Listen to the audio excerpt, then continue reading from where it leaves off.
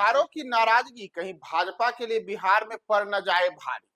हाल के दिनों में ये बातें, ये चर्चा जोर शोर से थी, तो भूमिहारों की नाराजगी को दूर करने में अब भाजपा ने बड़ी पहल की है। नमस्कार, मैं हूं प्रियदर्शन और आप देख रहे हैं न्यूज फाउंडेशन। और बिहार की सियासत में भारतीय जनता पार्टी और भूमिहार, इन दोनों के बीच हमेशा से ही अच्छे संबंध माने गए हैं। लेकिन पिछले कुछ दिनों में, विशेषकर जब 15 अप्रैल को सम्राट चौधरी ने बिहार के मुख्यमंत्री पद की शपथ ली और उसके 2 दिन पहले जब उनके सीएम बनने का ऐलान हुआ, तब से ही ये चर्चा बिहार में आम लोगों की जुबान पर जोर शोर से चलने लगी कि कहीं सम्राट चौधरी को सीएम बनाने का जो फैसला भाजपा ने लिया है, इस कारण बिहार के भूमिहार नाराज ना हो जाए। और इसकी बानगी तब भी देखने को मिली थी जब पूर्व उप मुख्यमंत्री विजय कुमार सिन्हा ने साफ तौर पे कहा था कि उन्होंने अपने कमांडर का आदेश का पालन करते हुए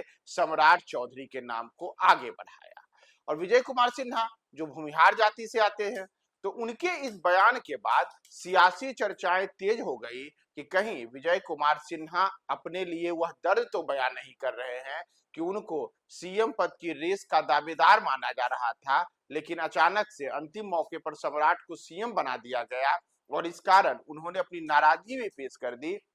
और साफ तौर पे कहा कि वे केवल कमांडर के आदेश का पालन कर रहे हैं। तो कमांडर के आदेश का पालन करने के वाले बयान के साथ ही बिहार में जो ये चर्चा हुई, उस चर्चा के बीच अब भारतीय जनता पार्टी ने डैमेज कंट्रोल की दिशा में एक बड़ा कदम बढ़ाया है। आज यानी कि गुरुवार को भारतीय जनता पार्टी से अरविंद शर्मा ने बिहार विधान परिषद के उपचुनाव के लिए नामांकन दाखिल किया है। एक शाम पहले ही उनके नाम की घोषणा की गई थी कि उपचुनाव में अरविंद शर्मा को एमएलसी का उम्मीदवार बनाया जाएगा और उसके बाद आज उन्होंने नामांकन पत्र भी दाखिल किया। उनके नामांकन पत्र दाखिल करने के दौरान जो भी आप टीवी स्क्रीन पे अपने देख रहे होंगे, उसमें आप देख रहे होंगे कि कैसे उनके साथ में बिहार के मुख्यमंत्री सम्राट चौधरी, साथ ही साथ जो एनडीए के तमाम बड़े नेता हैं, चाहे दोनों उप मुख्यमंत्री विजय कुमार चौधरी हो या फिर विजेंद्र यादव हो, या फिर जनता दल यूनाइटेड के प्रदेश अध्यक्ष उमेश कुशवाहा हो, भाजपा के प्रदेश अध्यक्ष संजय सरावगी हो, हिंदुस्तान युवा मोर्चा के नेता संतोष सुमन हो, तमाम नेता एकजुटता दिखाते हुए अरविंद शर्मा के नामांकन के दौरान हाजिर रहे। लेकिन अरविंद शर्मा को अचानक से एमएलसी उम्मीदवार बनाया जाना भी भारतीय जनता पार्टी की एक बड़ी रणनीति का हिस्सा ही माना जा रहा है। दरअसल जैसा मैंने आपको शुरू में ही बताया कि भूमिहारों की नाराजगी को लेकर के कई किस्म की चर्चाएं तेज थी। विशेष करके हाल के समय में अगर आप सोशल मीडिया को खंगाल तो उस पर कई किस्म की ऐसी चर्चा, कई ऐसे पोस्ट, कई ऐसे वक्तव्य आम लोगों के आए, जिसमें लोगों ने यहाँ तक कहा कि भारतीय जनता पार्टी के लिए भूमिहार वर्ग हमेशा से खड़ा रहा, लेकिन जब नेतृत्व देने का मौका आया तो भूमिहार जाति से आने वाले विजय कुमार सिन्हा के बदले सम्राट चौधरी को तरजीह दी गई। तो अब माना जा रहा है कि अरविंद शर्मा को उसी नाराजगी के दौर में डैमेज कंट्रोल के लिए उम्मीदवार बनाया गया है, क्योंकि अरविंद शर्मा भी भूमिहार जाति से आते हैं और भारतीय जनता पार्टी के पार्टी कार्यालय में संगठन को सशक्त करने में उनकी काफी अहम भूमिका रही है। पिछले करीब 4 दशकों से ज्यादा समय से लगातार वे भारतीय जनता पार्टी के साथ रहे हैं।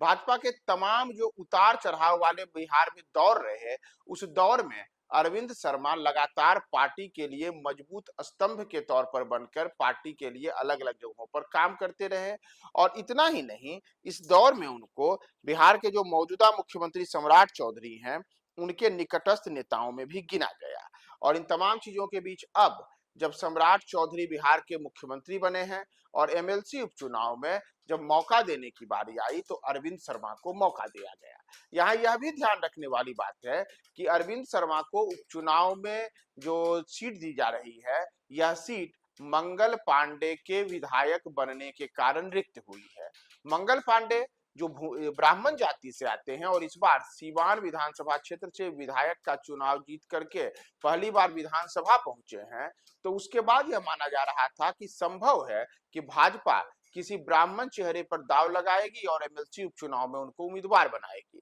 लेकिन नहीं, भाजपा ने ऐसा नहीं किया और अपने परंपरागत कोर वोटर माने जाने वाले भूमिहारों की कथित नाराजगी को दूर करने में बड़े डैमेज कंट्रोल के तहत अरविंद शर्मा को उम्मीदवार बनाया। और इसके पीछे मूल रूप से यही माना जा रहा है कि जो विजय कुमार सिन्हा का प्रकरण हुआ था और भूमिहारों की नाराजगी की बात सामने आई थी, तो भूमिहार नेतृत्व को दरकिनार करने के जिस असंतोष और आरोप की बातें भाजपा पर आई, उसको दूर करने में भाजपा ने ये बड़ी कोशिश की है। या आपको यह भी हम बता दें कि अरविंद शर्मा, जो कि मूल रूप से अरवल जिले से आते हैं और लंबे अरसे से वे पटना में रहते हैं, लगातार भारतीय जनता पार्टी के लिए काम करते हैं, भूमिहार समाज में भी उनकी अच्छी खासी लोकप्रियता है, तो उनको अब भाजपा ने अपना उम्मीदवार बना करके उसी डैमेज कंट्रोल की दिशा में एक बड़ा कदम बढ़ाया है। तो बिहार में भारतीय जनता पार्टी के परंपरागत वोट माने जाने वाले भूमिहारों को लेकर के भाजपा का ये बड़ा दाव अरविंद शर्मा के चेहरे पर खेला गया है। इन तमाम चीजों के बीच अरविंद शर्मा को एमएलसी उम्मीदवार बनाए जाने से क्या